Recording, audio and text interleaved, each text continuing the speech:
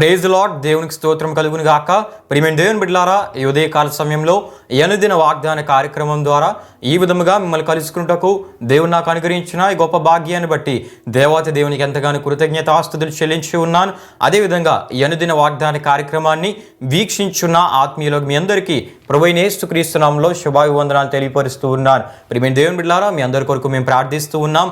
మా కొరకు, మా పరిచయ కొరకు మీ ప్రార్థనలో జ్ఞాపకం చేసుకోవలసిందిగా ప్రభువైన యేసుక్రీస్తు నామములో మీ అందరినీ కోరుచూ ఉన్నాను. అదేవిధంగా ప్రియమైన దేవుని బిడ్డలారా, మా ఛానల్ ద్వారా వస్తున్న ఈ కార్యక్రమాలు మీకు ఆశీర్వాదకరంగా ఉన్నట్లయితే మీరు వీక్షించడమే కాకుండా అనేకులకు పరిచయం చేయవలసిందిగా ప్రభువైన యేసుక్రీస్తు నామములో మీ అందరినీ కోరుచూ ఉన్నాను. ప్రియమైన దేవుని బిడ్డలారా, ఈ దినము ప్రభు మీకు ఇచ్చు వాగ్దానము యెషయా గ్రంథము 66వ అధ్యాయం 12వ వచనమునై ఉన్నది.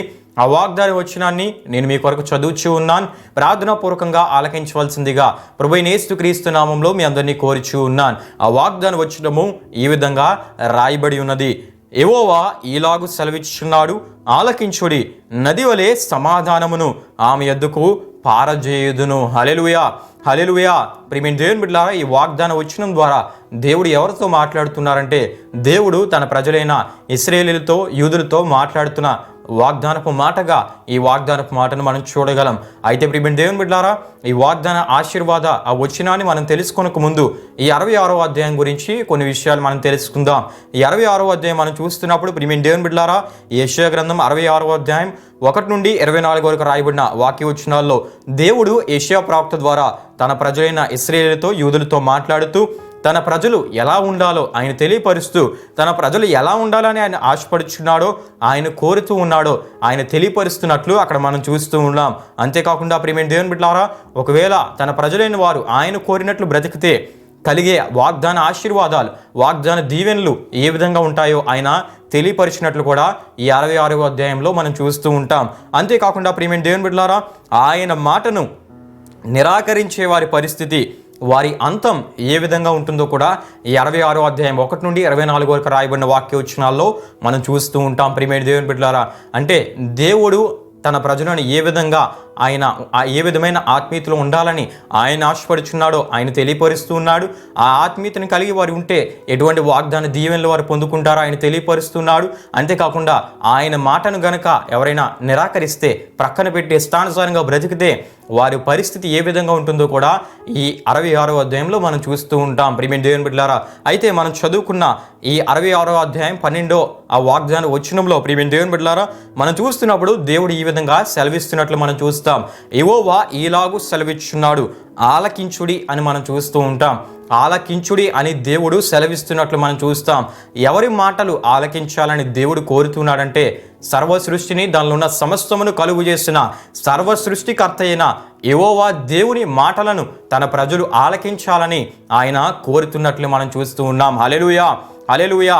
తన ప్రజలు ఆయన మాటను ఆలకించాలని ఆయన తెలియపరుస్తున్నట్లు మనం చూస్తూ ఉంటాం. తన ప్రవక్త అయిన యెషయా ద్వారా ఆయన తెలియపరుస్తున్నట్లు మనం చూస్తాం.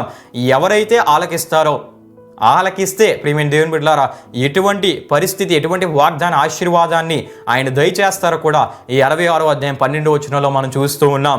ఆలకిస్తే ఏమవుతుందంటే, ఆలకిస్తే నది వలె సమాధానమును యెరూషలేము వద్దకు పారజేస్తానని ఆయన వాగ్దానం ఇచ్చినట్లు మనం చూస్తాం. హల్లెలూయా, హల్లెలూయా. ప్రియమైన దేవుని బిడ్డలారా, సమాధానాన్ని విస్తరింపజేస్తానని, పారజేయుదునని దేవుడు వాగ్దానం ఇచ్చినట్లు మనం చూస్తూ ఉంటాం. ప్రియమైన దేవుని బిడ్డలారా, ఈ వాగ్దానం ద్వారా దేవుడు మనతో కూడా మాట్లాడుతూ ఉన్నాడు. మనము ఆయన మాటలను ఆలకిస్తే నది వలె సమాధానమును మన యొద్దకు పారజేయుదునని దేవుడు వాగ్దానం ఇస్తూ ఉన్నాడు. నది వలె సమాధానాన్ని విస్తరింపజేస్తానని, మన జీవితకాలమంతా ఆయన సమాధానంతో మనల్ని నింపి నడిపిస్తానని ఆయన వాగ్దానం ఇస్తూ ఉన్నాడు. గనుక ప్రియమైన దేవుని బిడ్డలారా, ఈ విషయాలు మనం చూస్తూ ఉన్నాం. అంతేకాకుండా ఆలకిస్తే, దేవుని మాటలను గనుక మనం ఆలకిస్తే సమాధానమే కాకుండా ఆయన క్షేమాన్ని కూడా దయచేస్తానని యెషయా గ్రంథం 47వ అధ్యాయం 18వ వచనంలో మనం చూడగలం. అక్కడ ఈ విధంగా రాయబడి ఉండట మనం చూస్తూ ఉంటాం. నీవు నా ఆజ్ఞలను ఆలకింపవాలని నేనెంతో కోరుచూ ఉన్నాను, ఆలకించిన ఎడల నీ క్షేమము నది వలె ఉండును అని మనం చూస్తాం. హల్లెలూయా, హల్లెలూయా. అంటే ప్రియమైన దేవుని బిడ్డలారా, దేవుని మాటలను మనం ఆలకిస్తే సమాధానమే కాకుండా క్షేమాన్ని కూడా ఆయన దయచేస్తానని ఆయన వాగ్దానం ఇస్తూ ఉన్నాడు. గనుక ప్రియమైన దేవుని బిడ్డలారా, ఈ సమాధానము క్షేమాన్ని గురించి మనం ఆలోచిస్తున్నప్పుడు ఈ సమాధానము క్షేమం గురించే ఐశ్వర్యవంతులు మొదలుకొని సామాన్యుల వరకు ఈ రోజున అనేక ప్రయాసాలు పడుతూ ఉన్నారు. సమాధానం పొందుకోవాలి, నా జీవితంలో సమాధానం లేదు, ఎలా పొందుకోవాలి, దాని కొరకు ఎన్నో వ్యయ ప్రయాసాలు పడుతూ ఉన్నారు. క్షేమము లేదు, ఎన్ని భద్రతలు వారు కల్పించుకున్నా, ఈ మానవరీత్యా ఎన్ని భద్రతలు వారు ఏర్పరచుకున్నా సరే ఆ క్షేమం కొరకు వారు ఆందోళన చెందుతున్నారు. ఎప్పుడు ఏ విధంగా నా మీద ఏ విధమైన పరిస్థితులు వస్తాయో, ఏ విధమైన మరణకరమైన పరిస్థితులు వస్తాయో, ఏ విధంగా నా నాశనం ఉంటుందో, ఏ విధమైన పరిస్థితులను ఎదుర్కొంటానో, ఏ విధమైన అనారోగ్య పరిస్థితులు నన్ను చుట్టుకుంటాయో అని ఆందోళనలో ఐశ్వర్యవంతులు మొదలుకొని సామాన్యుల వరకు నేడు చూస్తూ ఉన్నాం. ప్రియమైన దేవుని బిడ్డలారా, ఇటువంటి పరిస్థితిని వారు కలిగి ఉన్నారు. అంటే ఈ సమాధానం కొరకు, క్షేమం కొరకే ప్రియమైన దేవుని బిడ్డలారా అనేక మంది ప్రజలు ఈ రోజున ప్రయాసాలు పడుతూ ఉన్నారు, కానీ ఎవరు దాన్ని పొందుకోలేకపోతూ ఉన్నారు. ప్రియమైన దేవుని బిడ్డలారా, కానీ ఈ వాగ్దానం వచ్చిన ద్వారా దేవుడు మనతో మాట్లాడుతున్నాడు. ఎవరైతే దేవుని మాటలను ఆలకించడానికి ప్రాముఖ్యత ఇస్తారో, దేవుని మాటలను ఆలకిస్తారో, దేవుడు వారికి సమాధానమును, క్షేమాన్ని దేవుడు దయచేస్తానని వాగ్దానం ఇస్తూ ఉన్నాడు. గనుక ప్రియమైన దేవుని బిడ్డలారా, మన జీవితాల్లో ఏవేవో మాటలకు మనం సమయాన్ని కేటాయించక, వ్యర్థమైన మాటలకు మనం సమయాన్ని కేటాయించక, వ్యర్థమైన సంభాషణలకు మనం ఆ సమయాన్ని పాడు చేసుకోకుండా, అనవసరమైన మాటలకు మన సమయాన్ని వ్యర్థం చేసుకోకుండా దేవుని మాటలను మనం ఆలకిద్దాం. దేవుని మాటలు మనకు మేలు చేసేవి, దేవుని మాటలు మన హృదయానికి నెమ్మదిని దయచేసేవి.